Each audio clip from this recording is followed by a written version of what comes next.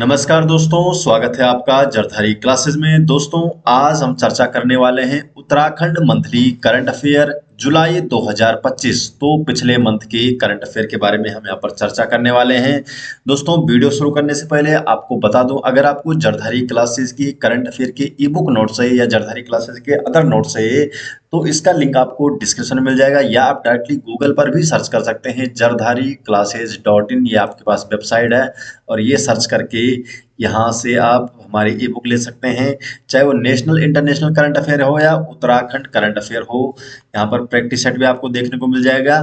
पिछले 13 सालों के प्रीवियस जो पेपर हैं 100 प्लस सॉल्व पेपर यहाँ पर आपको देखने को मिल जाएगा। हिंदी के नोट्स हो गए, जियोग्राफी के नोट्स हो गए, या उत्तराखंड हिस्ट्री हो गया, डिस्ट्रिक्ट सीरीज हो गया, ये सभी नोट्स आप यहाँ से ले सकते हैं। तो चलिए दोस्तों, आज की यहाँ पर वीडियो शुरू करने वाले हैं। आज की वीडियो का क्वेश्चन नंबर 1 है, स्वच्छता सर्वेक्षण 2024 में उत्तराखंड राज्य का कौन सा नगर निकाय प्रदेश में प्रथम स्थान पर रहा है? तो प्रथम स्थान पर रहा है लाल कुआं। सी ऑप्शन लाल कुआं सही जवाब है।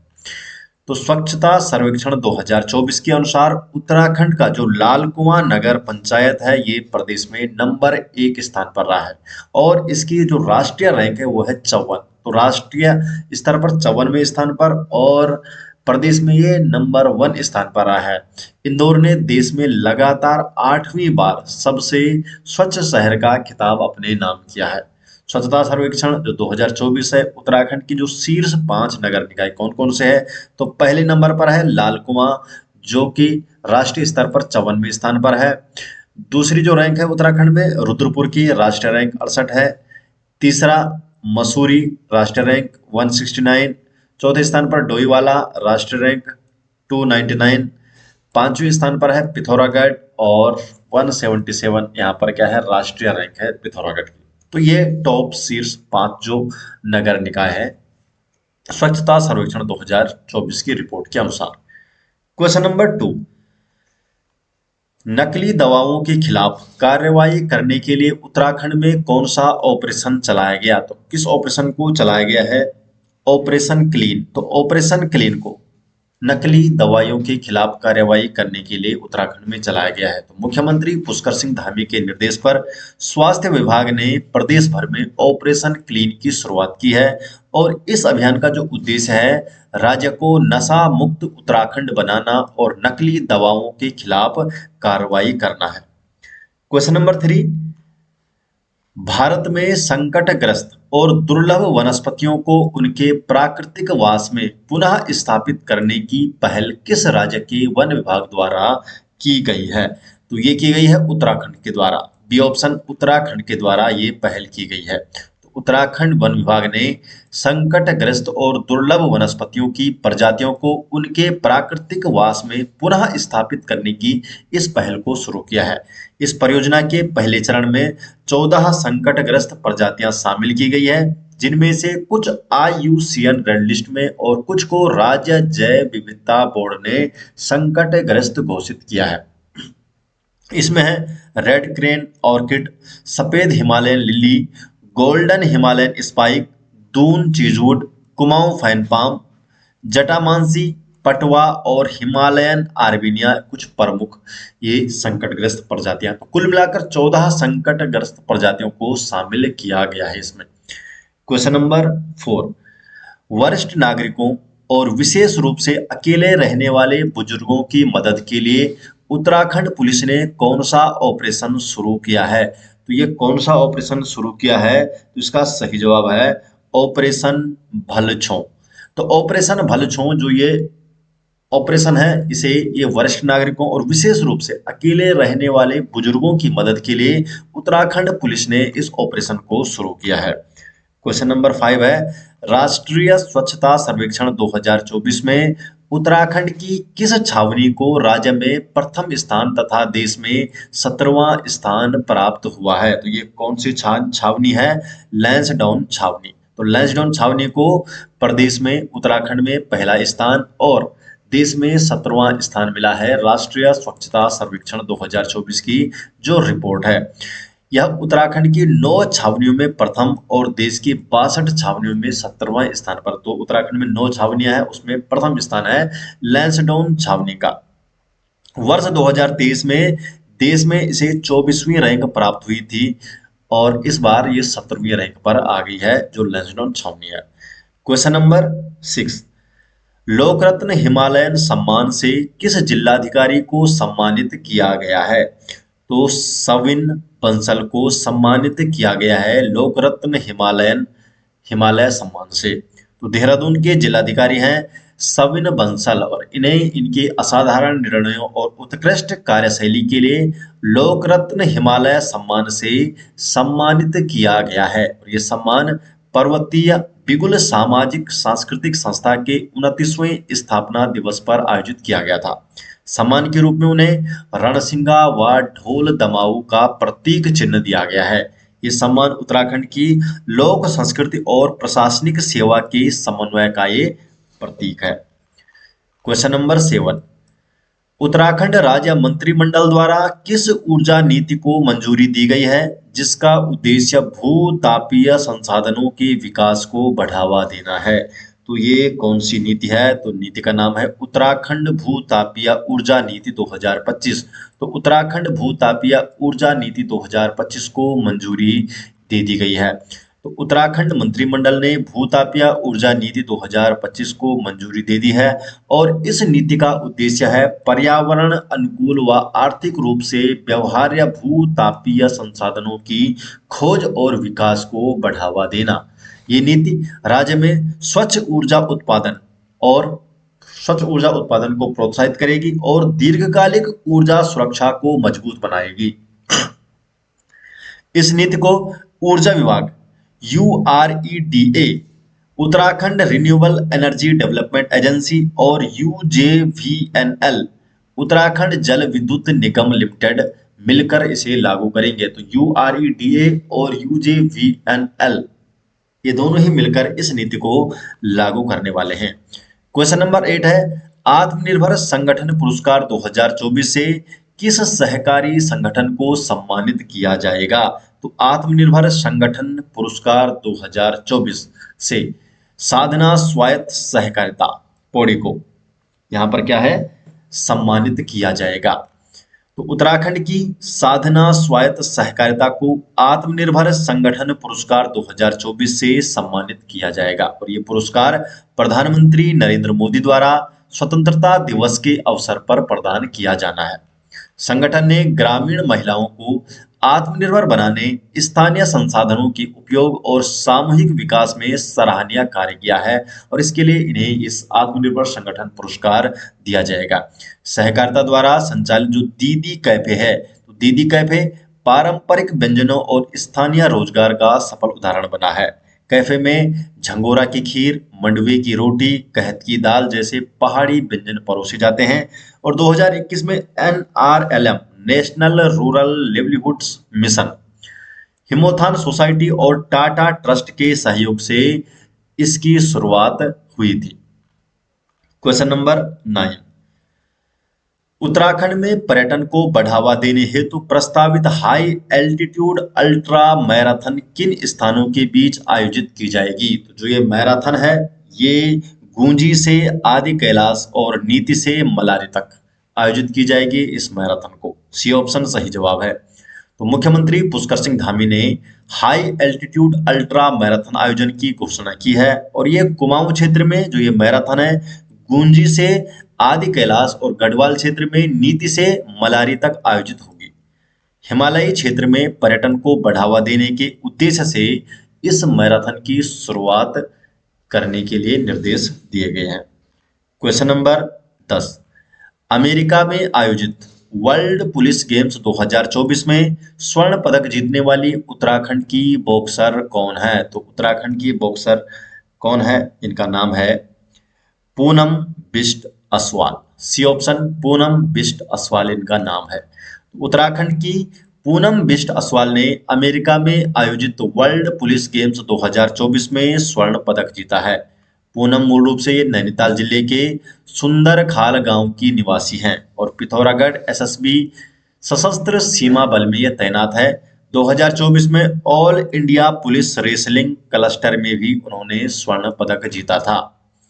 क्वेश्चन नंबर 11, ऑपरेशन कालनेमी अभियान का मुख्य उद्देश्य क्या है? तो जो ऑपरेशन कालनेमी अभियान है तो इसका मुख्य उद्देश्य है ढोंगी बाबाओं और पाखंडी साधुओं की पहचान और गिरफ्तारी। तो बी ऑप्शन सही जवाब है। डिटेल जान लेते हैं। तो उत्तराखंड के मुख्यमंत्री पुष्कर सिंह धामी ने ढोंगी बाबाओं और ठगों के खिलाफ सख्त कार्रवाई के निर्देश दिए हैं और इसी के लिए ऑपरेशन कालनेमी शुरू किया गया है, जो धर्म की आड़ में ठगी और पाखंड फैलाने वालों की पहचान और गिरफ्तारी के लिए है। इस अभियान के तहत महिलाओं और बच्चों को असामाजिक तत्वों से सुरक्षा दी जाएगी। राज्य प्रशासन ऐसे फर्जी बाबाओं की पहचान कर उनके विरुद्ध कानूनी कार्रवाई करेगा। इस कदम का उद्देश्य है धर्म की मर्यादा की रक्षा और समाज में सुरक्षा व विश्वास स्थापित करना। क्वेश्चन नंबर 12, उत्तराखंड के किस स्थान से उत्तर सिंधु सभ्यता काल की लगभग 3500 साल पुरानी ताम्र मानव कृति प्राप्त हुई है? तो ताम्र जो मानव की आकृति प्राप्त हुई है 3500 साल पुरानी, तो ये कहां से प्राप्त हुई है? मेहरागांव भीमताल से। तो सी ऑप्शन है, मेहरागांव भीमताल से प्राप्त हुई है उत्तर सिंधु सभ्यता काल की लगभग 3500 साल पुरानी ताम्र मानव आकृति। तो उत्तराखंड के नैनीताल जिले के भीमताल स्थित मेहरा गांव से करीब 3500 वर्ष पुरानी ताम्र मानवाकृति प्राप्त हुई है। इस मूर्ति को पद्मश्री पुरातत्ववेत्ता डॉक्टर यशोधर मठवाल ने उत्तर सिंधु सभ्यता काल से संबंधित और ऐतिहासिक बताया है। ये खोज ताम्र निधान मूर्तिकला सांस्कृतिका उत्तराखंड में पहला और दुर्लभ प्रमाण मानी जा रही है। मूर्ति तांबे कॉपर से बनी है, जिसका वजन 2.4 किलोग्राम, लंबाई 22 सेंटीमीटर और चौड़ाई 28 सेंटीमीटर है। क्वेश्चन नंबर 13, सुंदरलाल बहुगुणा पर्यावरण संरक्षण पुरस्कार 2025 की सरकारी श्रेणी में किसे सम्मानित किया गया है? तो सुंदरलाल बहुगुणा पर्यावरण संरक्षण पुरस्कार 2024 से सरकारी श्रेणी में, तो सरकारी श्रेणी में नगर निगम रुद्रपुर को, तो नगर निगम रुद्रपुर को सम्मानित किया गया है सरकारी श्रेणी में। तो ये सरकारी श्रेणी है। तो सरकारी श्रेणी में नगर निगम रुद्रपुर को ये सम्मान मिला, जिसे उपनगर आयुक्त श्रीमती शिप्रा जोशी ने ग्रहण किया। गैर सरकारी श्रेणी की बात करें तो गैर सरकारी श्रेणी में श्री विजय जड़धारी और श्री प्रताप सिंह पोखरियाल को यह पुरस्कार मिला है। तो सुंदरलाल बहुगुणा पर्यावरण संरक्षण जो पुरस्कार 2025 है, सरकारी श्रेणी में नगर निगम रुद्रपुर को और गैर सरकारी श्रेणी में श्री विजय जड़धारी और श्री प्रताप सिंह पोखरियाल को ये पुरस्कार से सम्मानित किया गया है। क्वेश्चन नंबर 14 है, मुख्यमंत्री सौर स्वरोजगार योजना से जुड़ी महिलाओं को क्या नाम दिया जाएगा? तो जो मुख्यमंत्री सौर स्वरोजगार योजना है, तो इससे जुड़ी महिलाओं को सौर सखी नाम दिया गया है। तो सौर सखी नाम से जानी जाएंगी अब इन महिलाओं को। उत्तराखंड सरकार की मुख्यमंत्री सौर स्वरोजगार योजना से जुड़ी महिलाओं को सौर सखी नाम दिया जाएगा और इस योजना के तहत राज्य में अब तक 225 मेगावाट सौर ऊर्जा उत्पादन का लक्ष्य पूरा किया जा चुका है और वर्ष 2070 तक लक्ष्य क्या रखा गया है? 2500 मेगावाट सौर क्षमता हासिल करने का लक्ष्य रखा गया है वर्ष 2027 तक और अभी तक 250 मेगावाट का लक्ष्य पूरा किया जा चुका है। क्वेश्चन नंबर 15, छात्रों का सतत कल्याण नामक पुस्तक का विमोचन किस राज्य के मुख्यमंत्री द्वारा किया गया है? तो छात्रों का सतत कल्याण नामक पुस्तक का विमोचन किया है पुष्कर सिंह धामी, उत्तराखंड के मुख्यमंत्री। तो बी ऑप्शन सही जवाब। तो छात्रों का सतत कल्याण पुस्तक का विमोचन मुख्यमंत्री पुष्कर सिंह धामी द्वारा किया गया और यह पुस्तक शिक्षा, रोजगार, नवाचार और सांस्कृतिक मूल्यों पर केंद्रित है। क्वेश्चन नंबर 16, मिस उत्तराखंड 2025 का खिताब किस प्रतिभागी ने जीता? तो मिस उत्तराखंड 2025 का खिताब जीता है स्मृति रावत ने। तो सी ऑप्शन स्मृति रावत। तो मिस उत्तराखंड 2025 का खिताब स्मृति रावत ने जीता और यह पौड़ी गढ़वाल के गजेरा गांव की रहने वाली है। फर्स्ट रनर अप रही है वैष्णवी लोहानी, कहां की है? कर्णप्रयाग चमोली की। क्वेश्चन नंबर 17, उत्तराखंड निवेश उत्सव 2025 का आयोजन किस शहर में किया गया? उत्तराखंड निवेश उत्सव 2025 का आयोजन रुद्रपुर में किया गया है। तो सी ऑप्शन है रुद्रपुर। उत्तराखंड निवेश 2025 का आयोजन रुद्रपुर स्थित स्पोर्ट्स स्टेडियम में किया गया। और जो ये आयोजन है उत्तराखंड सरकार द्वारा दिसंबर 2023 में आयोजित ग्लोबल इन्वेस्टर समिट के सफल निवेशन क्रियान्वयन के उपलक्ष्य में किया गया है। तो इसका जो आयोजन है ये किस कड़ी में किया गया है? जो उत्तराखंड सरकार द्वारा दिसंबर 2024 में आयोजित किया गया था ग्लोबल इन्वेस्टर समिट, ये हुआ था देहरादून में। और इस बार जो उत्तराखंड निवेश उत्सव 2025 है ये रुद्रप्रयाग में आयोजित किया गया। क्वेश्चन नंबर 18, उत्तराखंड राज्य में पहली बार ऑर्गन और मिल्क बैंक की स्थापना किस मेडिकल कॉलेज में की जाएगी? तो ऑर्गन और मिल्क बैंक, ऑर्गन और मिल्क बैंक की स्थापना की जाएगी राजकीय मेडिकल कॉलेज दून में। सी ऑप्शन सही जवाब है, राजकीय मेडिकल कॉलेज दून। तो ऑर्गन बैंक की स्थापना राजकीय मेडिकल कॉलेज दून में की जाएगी। सभी राजकीय मेडिकल कॉलेजों में नवजात शिशुओं के लिए मिल्क बैंक खोले जाएंगे। तो मिल्क बैंक सभी राजकीय मेडिकल कॉलेजों में खोले जाएंगे। और जो ऑर्गन बैंक है इसकी स्थापना राजकीय मेडिकल कॉलेज अभी दून में ही की जाएगी। क्वेश्चन नंबर 19, इंद्रमणि बडोनी सम्मान 2025 का तीसरा संस्करण किसे प्रदान किया गया? जो इंद्रमणि बडोनी सम्मान 2025 है तो इसका जो तीसरा संस्करण है तो ये किसे प्रदान किया जाएगा? विजय जरधारी को। C option Shri Vijay जरधारी। Detail जान लेते हैं। तो उत्तराखंड के गांधी इंद्रमणि बडोनी सम्मान का जो तीसरा संस्करण है इस वर्ष बीज बचाओ आंदोलन के अग्रदूत विजय जरधारी को प्रदान किया जा रहा है। और यह सम्मान उन्हें इंद्रमणि बडोनी जी की पुण्यतिथि पर 18 अगस्त 2025 को देहरादून में प्रदान किया जाएगा। प्रथम जो इंद्रमणि बडोनी सम्मान है 2023 में दिया गया था उत्तराखंड की लोक संस्कृति के प्रबल संवाहक प्रख्यात ढोल वादक शिवजनी जी को प्रदान किया गया था पहला जो इंद्रमणि बडोनी सम्मान 2023 में। और दूसरा 2024 में दूसरा सम्मान उत्तराखंड के जो लोक गायक और सांस्कृतिक क्रांति के प्रतीक नरेंद्र सिंह नेगी जी को प्रदान किया गया था।